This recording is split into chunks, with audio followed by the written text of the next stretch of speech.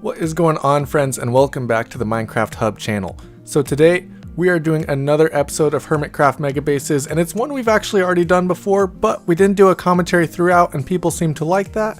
So we're going to take another look at Mumbo Jumbo's bases throughout all the Hermitcraft seasons. If you enjoy this video, be sure to drop a like, and if you're new to the channel, be sure to subscribe and check out all the other Hermitcraft evolution videos we've done, and we have a lot of other content on the channel, so be sure to check it out.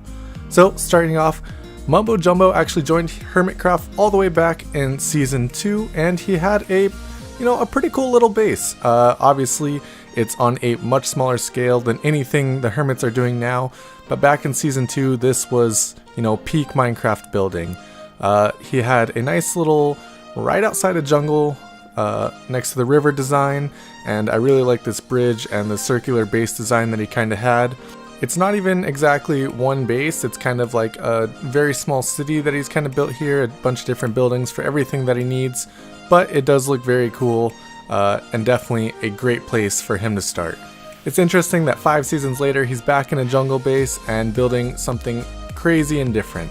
Now we have his season 3 base, which at the time was a huge build, especially with all the ice and everything that we have here. It's a very cool build. It looks like he's even using iron blocks in the middle, probably from Tengotech's iron farm. So this was a very interesting build, and unfortunately we don't get to see a whole lot of it, but it was, very cool and very innovative. He had to clear out all this water right here, which is a mission in itself. And then he had this really nice block palette on the inside with birchwood, sandstone, smooth stone, and the aqua lights. I think that block palette actually looks insanely good together. It's a lot of light colors and not something you see very often, especially since sandstone and ice aren't usually very close together.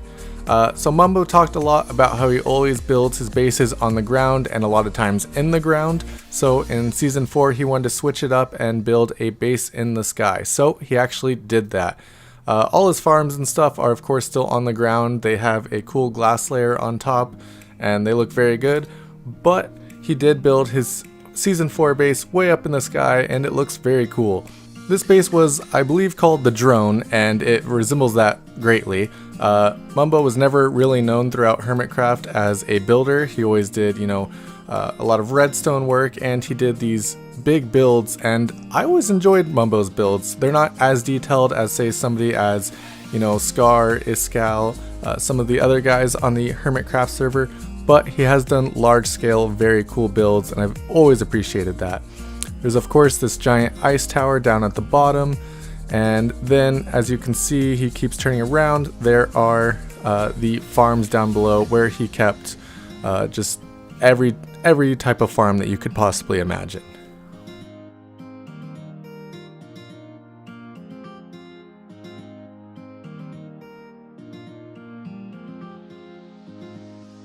Building in the sky is never easy, and especially when you're doing massive projects like this with huge circles. So I definitely have a lot of respect for this build, even though it's not as crazy as some of the other things he's done throughout the seasons and may not look as cool as those builds. And here you can see the farms. He's got melon farms, he's got sugarcane, he's got just everything you can imagine down here. He was basically set up to sell everything. And you can see his giant storage room for it all right there, the cactus farm. So as you can see, this is where Mumbo comes into play with all his redstone and those type of skills. Here we have his season 5 base, and his season 5 base I think is a very cool design, especially that center, how it kind of curves out and everything. That's a very hard look to do in Minecraft, but he managed to do it. The only problem that he even stated with this base is the amount of space he actually had within these giant diamonds. So with these diamonds he wanted to put his farms in them, of course, and you can see he's got just every type of farm. Again, that's just what Mumbo does, but he was very limited on space with this design, and so he didn't actually really end up liking this base. It does look very cool though if you do a world tour of this world or if you're just seeing it, and I really do like the design, although it's not a very practical design as a whole. The block palette for this base was obviously just basically anything you can get from a guardian farm. This is a great way to do water builds or builds in general if you have a guardian farm available. because it basically gives you all the materials you need to do everything you want with the base. I'm not too sure what those white blocks are, possibly white concrete, but it does look very good when paired with all the blue prismarine blocks. And you can see this is the complete aerial view, and you can just see how massive that base actually is. Season 6, probably my favorite base that he's done in the Hermitcraft seasons. He has this massive storage room in the middle and the different biomes in every quadrant of the sphere.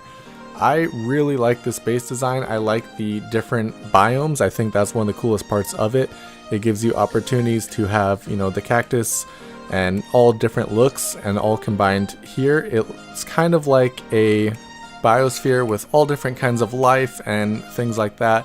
And down below this base, he's given himself plenty of room to work with his farms. He kind of learned from Season 5, he didn't want to limit himself with the quadrants that he had, so he built all this stuff down on the island below. He's got all the farms that he could need for just his blocks and things like that, and I think he really ended up liking the design of this base and how practical it ended up being.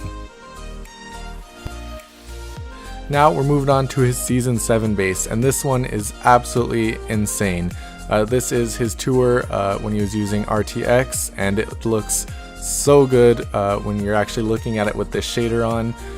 The heart up top, everything just looks so cool. I like that he actually decided to make this base alive.